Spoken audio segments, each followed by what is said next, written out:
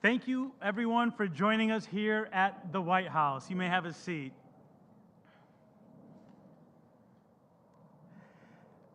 And thank you to CCSSO, Carissa Moffett-Miller, and the whole team for making it possible for one of my favorite events of the year, where we recognize incredible teachers from all over this nation. And in recognizing you wonderful ambassadors of the profession, we are also recognizing the over 4 million teachers in this country. The best profession. Rebecca teaches 10th and 12th grade math at Union High School in Oklahoma, in a district with socioeconomic challenges and a great diversity of language and culture. Talk about having an important purpose.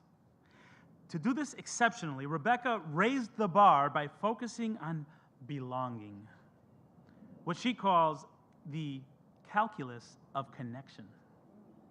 And incredibly, 11 of her former pupils have become math teachers themselves. That's amazing. You have the golden touch, Rebecca. In her application, Rebecca wrote, "I now listen to over 100 stories a year. When we learn one another's stories, we carry a piece of each other with us." She wrote in her One Good Thing blog on May 20, 2022, to her students, she wrote, "You are called to great things, each and every one of you. If there's one lesson I want you to remember from calculus is that you need each inconceivably small part to make the whole. Each part of your story is vital." Today, there are so many stories represented here, stories you've carried with you as you've learned from your students and raised the bar for them. I bet each of you has a story of showing a child something in themselves they didn't even see. A story of helping a young person find belonging in your classroom. A story of overcoming obstacles to help a student learn and grow. This is what drives us as educators. This is what makes teaching the best profession, the profession that makes all other professions possible. I love this event. Every year, the White House, because it demonstrates what we all know, that teachers deserve our respect. It was reinforced in our conversation a little while ago with Dr. Biden. Teachers deserve our support. Teachers deserve what I like to call the ABCs of teaching: agency, better working conditions, and competitive salaries. We need more acronyms in education. Under this administration, not just in words, but by how this administration pushes for funding and policy changes, that's what we're fighting for. Teachers, we got your back. And no one understands all of this better than our First Lady, Dr. Jill Biden. I mean, how great is it to have a teacher in the White House? Let me tell you, she gets it. She really, really gets it. She's seen the joy and purpose of teaching at almost every level. She's been a high school English teacher, a reading specialist, a professor at 2 community colleges. And alongside President Biden, she's fighting for you every single day.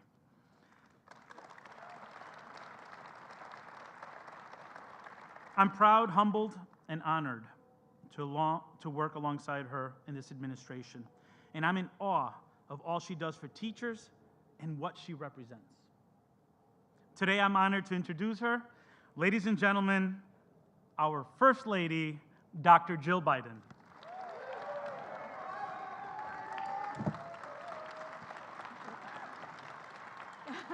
Thank you. Thank you. Please. Thank you, Miguel, and thank you to all of our honored guests. You know, it meant so much to me getting some time with all of you today. And I loved hearing about the moments that bring you joy and laughter, and about your challenges as well. Because, hey, we've all been there, haven't we? This job isn't always easy, but it matters. and the Biden-Harris administration understands that. I always knew that Joe would be a great education president. Because he's seen how hard you work and how much you help our students. And that's why he's done so much to support better pay and loan forgiveness.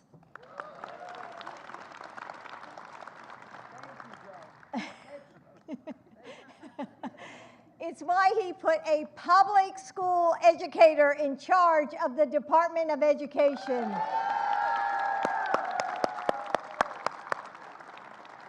See, I promised.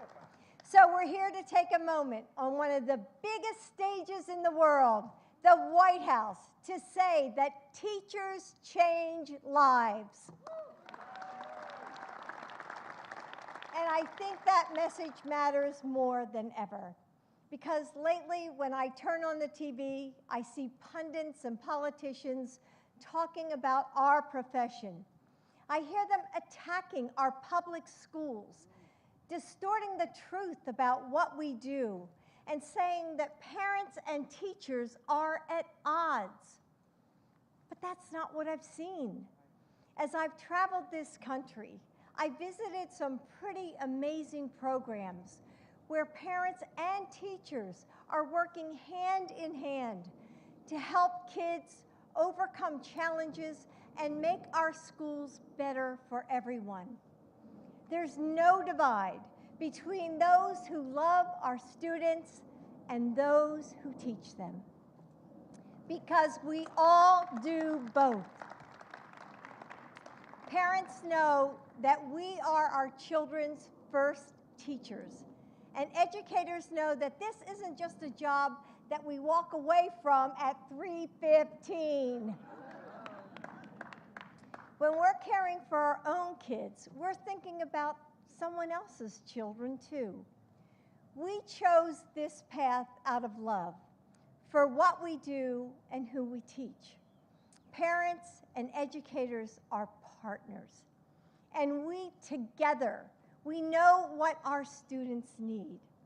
They need kindness and respect.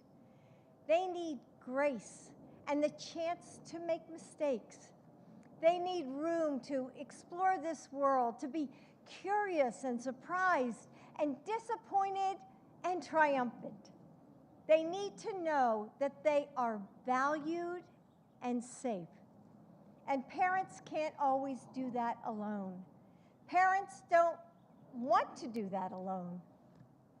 Every day, they put a piece of their hearts on that school bus, send their kids to school, trusting, hoping that someone will listen when they can't, answer questions and ignite imaginations, and Band-Aid scrapes when, they aren't there to do it themselves. You fulfill that hope every single day. Yes, thank you. And with their parents' love and your guidance, with the faith and the fortitude of their community behind them, students grow into the people they dream of becoming.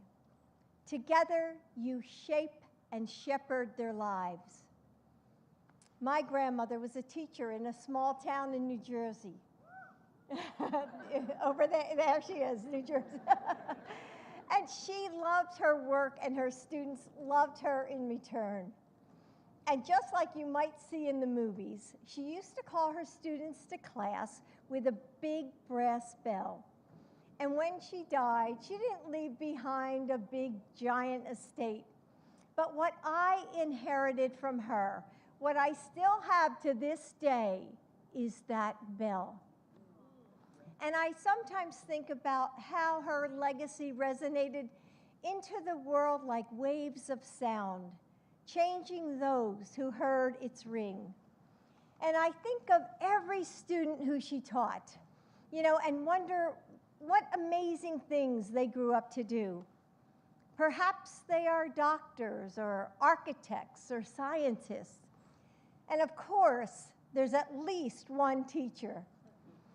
Today, all of you ring your own bell, pulling each person you teach into a harmony that never ends. Right now, someone out there is a better thinker because of you. Someone is standing a little taller because you helped her find the confidence that she needed. Someone is working a little harder because you pushed him to try. Someone is kinder because you showed her what that meant. And someone is braver because you helped him find his courage. Never stop ringing that bell. Never forget that student by student, the lives you change go on to change the world. Thank you.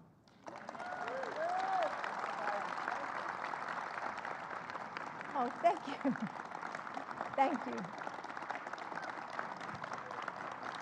Thank you very much. Thank you. And now, I'm proud to introduce someone who has answered her call with passion, persistence, and pride, the 2023 National Teacher of the Year, Rebecca Peterson.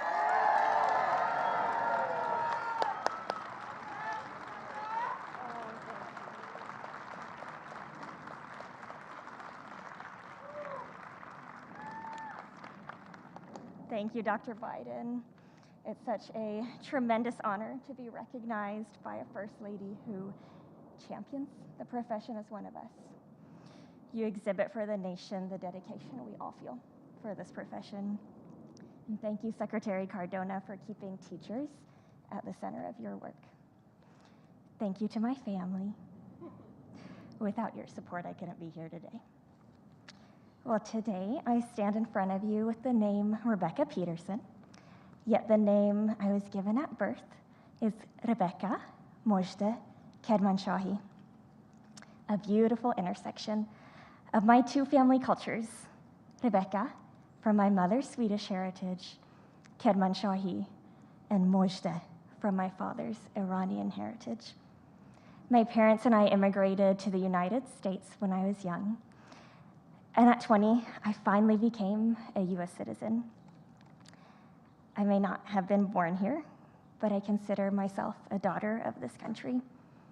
I've been lucky to witness the beauty of our nation from a perhaps different lens, a lens that pays special attention to those people who wrap their arms around those of us who may be a little bit different. Often those people who held me literally and figuratively were my teachers. They channeled their influence for good, and I was always in awe of the power that they held. Bearer of good news, the meaning of my Iranian name, is the phrase I've spent my career leaning into. Just like my own teachers, my fellow state teachers of the year, and the millions of other teachers in this country, I want to bring the good news of joy and hope to my students and to reciprocate that gift of education that my teachers gave me. As educators, we stand with one foot firmly grounded in the reality of what is, while the other stands in the promise of what can be. We are fueled by the equalizing power of public education to dismantle marginalization, eliminate systemic inequities, and end generational poverty.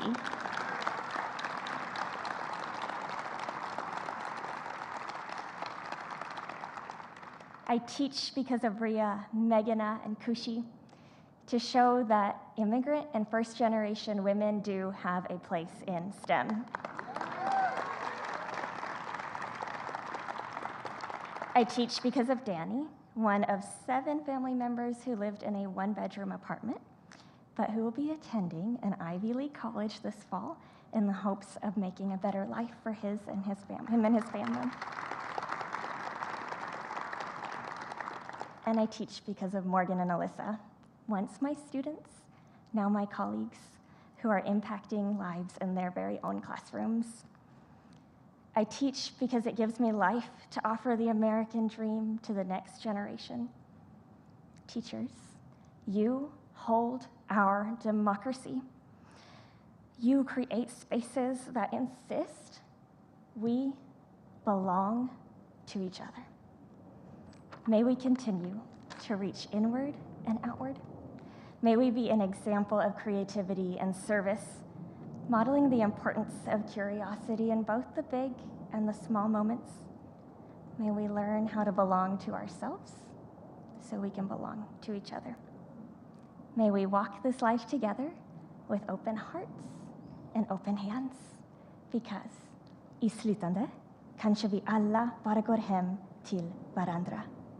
In the end, maybe we're all of us, just walking each other home. Thank you.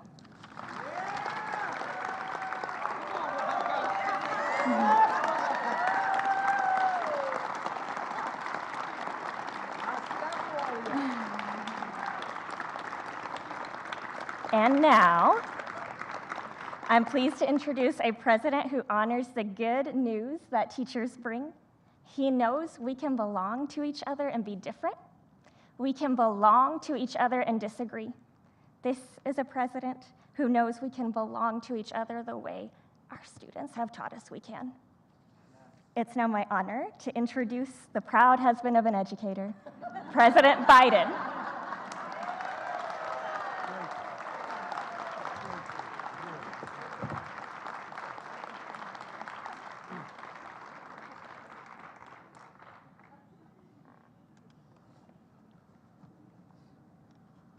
Well, she's pretty good, isn't she?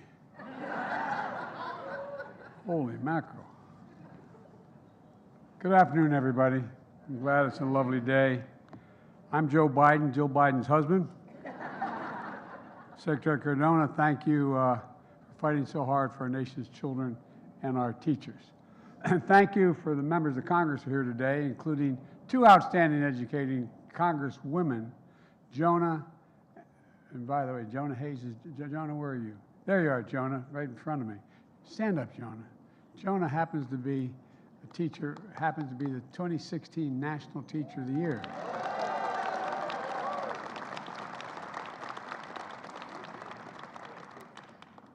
By the way, she's pretty good, isn't she? I think she could run. Folks all know what a big deal that is. And Congressman Jamal Bowman. Congressman, where are you? Jamal, good to see you, pal. A teacher who went on to establish a middle school. And most of all, I want to welcome our guest of honor, the 2023 Teachers of the Year again. Thank you, thank you, thank you, thank you. Well, I guess we're going to...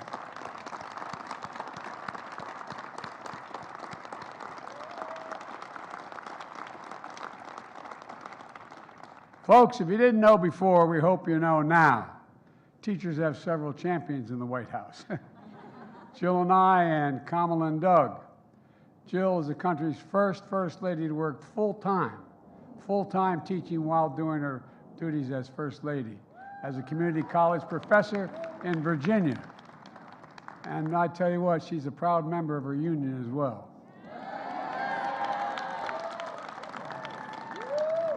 Jill reminds me all the time that teaching is not just what you do, it's who you are. It's who you are. So I want to stand by saying to every teacher here today and every teacher across the country, thank you, thank you, thank you. And I mean it. But as we've seen in the past few years, a difficult profession has gotten even harder. And we ask so much of our nation teachers. Early morning greeting students, late nights grading papers.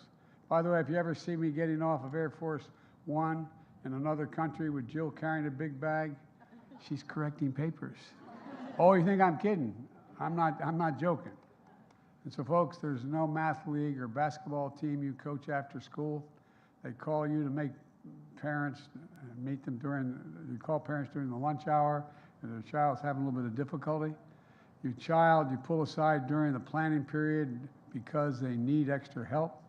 And folks, in teaching over Zoom during the pandemic, By the way, a sidelight here, a lot of parents had to drive up to McDonald's to be able to get online. We're changing that. Everybody's going to have access, everybody. But at any rate, to bring in extra snacks when you're students because they can't learn when they're hungry, and spending your own money on school supplies, is explaining the unexplainable, from banned books to duck and cover drills. How do you explain that to a child in the year 2023? We ask so much of you, and each and every time you all step up and say yes. And the impact you have on our students is profound. As Jill just mentioned, every single one of us here is at least in part here because of somewhere along the way we had a teacher who believed in us. And I bet you can name your teacher. I can name the one who believed in me. I can name her in grade school and in college. Help me believe in ourselves. That's what you do. That's the power of a great teacher. And the teachers represented here today, you're the best of the best of the best. Thank you. Congratulations to each and every one of you. As they say in the United States Senate, which I served a long time, if you would please excuse a point of personal privilege. I want to give a special mention to Ashley Lockwood from the state of Delaware. Ashley? Stand up.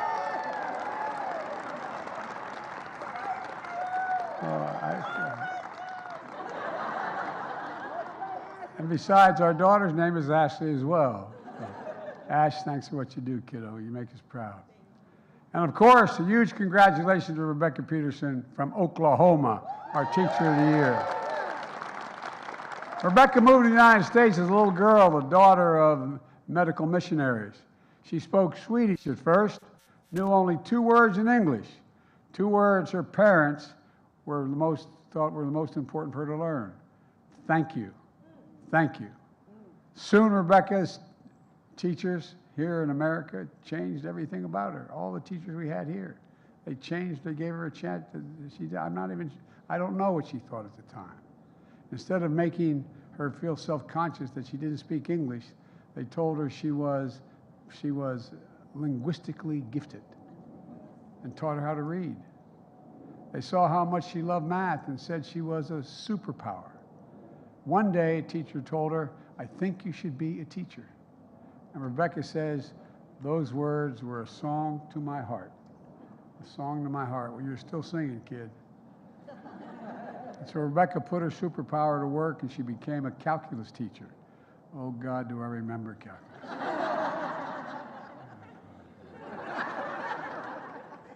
I went to a school that was a prep school that was very heavy on mathematics. Anyway, that's why when I got to college, I majored in history and political science. God bless the calculus teachers. And that is no joke.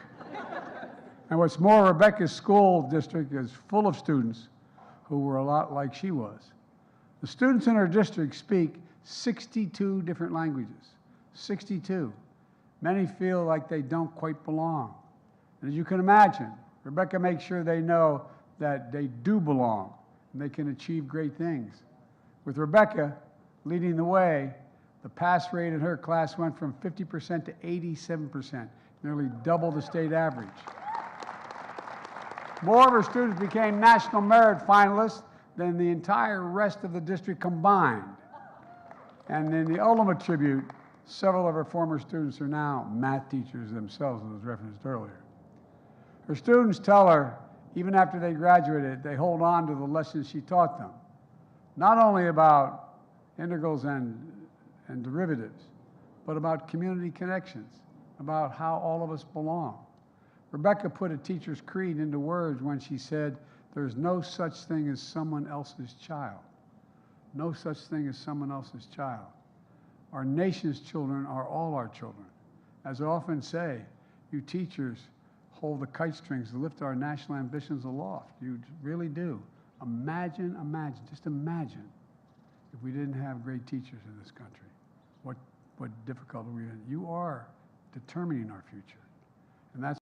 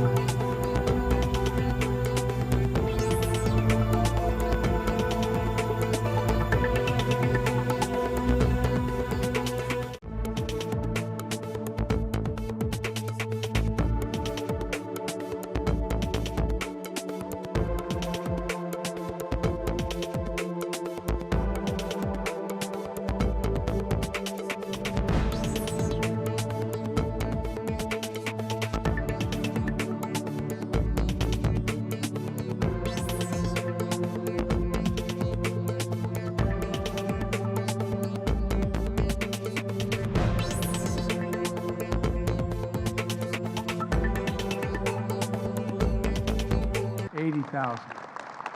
And this really matters. We passed the most significant bipartisan, I said, gun safety law in 30 years because teachers now find themselves on the front lines, and gun violence is a real problem. We want to do more. I continue to call on Congress for common sense gun safety laws to protect kids and our teachers. Teaching should not be a life-threatening profession, and educators should not need to be armed to feel safe in the classroom. Folks,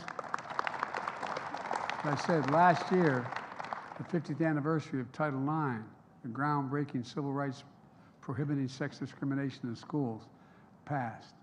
Our schools should be places where everyone is safe and safe to be themselves.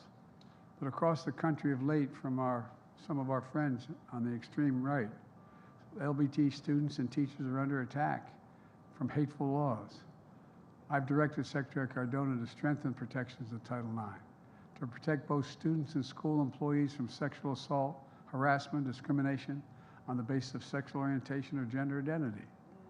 We're also increasing funding for students who need our help the most, including those with disabilities. Last year, the funding was provided for millions of students through the Individuals with Disabilities Act, the Education Act, I should say. It was the largest increase in nearly 2 decades. In fact, since I became president, we've added $1.3 billion to this funding. And for the first time in 45 years, the Department of Education is updating critical regulations for how public schools can make sure that students with disabilities get the education that we promised them and they're entitled to. And that includes preventing harassment, ensuring equal access to school facilities, playgrounds, and rigorous classwork. We've learned a lot about disabilities over the last 45 years. Our education policy should reflect what we've learned. We know that there's so much more to finish the job, and we can do it. For example, I think everyone here would agree, as I said in my State of the Union address, let's give public school teachers a raise. A raise. I mean it. You can stand for that one. It's important. And let's provide access to preschool for 3 and 4 years old. In the last century, when we made 12 years of public education universal in America, we had the best educated, best prepared nation in the world. So now let's finish the job. Studies show children who go to preschool are nearly 50% more likely to finish high school and go on to earn 2 or 4 year degrees, no matter the circumstances in which they come. It's just basic. It's in our overwhelming national interest. It's not only about their future, it's about the nation's future as well. And let's be clear. Let's stand with teachers and parents against politicians who try to score political points by banning books. I never thought, as a student of history, I never thought I'd be a president who was fighting against elected officials trying to banning books. Empty shelves don't help kids learn very much. And I've never met a parent who wants a politician dictating what their kid can learn and what they can think or who they can be. And by the way, it's National Library Week. So a big thank you to librarians out there, imparting the joy of reading, the power of knowledge to our nation and our children. We have your back, I promise you. I wish I could say that everyone saw it that way. But just last week, we saw the Speaker of the House and MAGA Republicans in Congress want to cut funding for schools by 22%, they've offered. If that were to pass, it would mean cutting up to 60,000 teaching jobs, affecting 25 million. It's a hard and fast. They're introducing it on, I believe, tomorrow or Wednesday, affecting 25 million children. Cutting education is the last thing this country needs. Let me close with this. As you get to school each day, often many of you before dawn, as you head home each night, weighed down with papers to grade, please know that we see you. We see you educating our students, your students. We also see you confronting them and comforting them when they're in trouble, caring for them and inspiring them. Our children are our nation's future. They are in your hands. And that's not hyperbole. And looking out at all of you, that's the one reason I can honestly say I've never been more optimistic about America's future than I am today. I mean it. We just have to remember who we are. We're the United States of America. There is nothing beyond our capacity if we do it together. Nothing, nothing, nothing we've ever set our sights on we have failed in accomplishing. So God bless you all, and God bless our nation's teachers. Thank you. Distinguished guests, please remain in your seats as the President and First Lady depart. Thank you.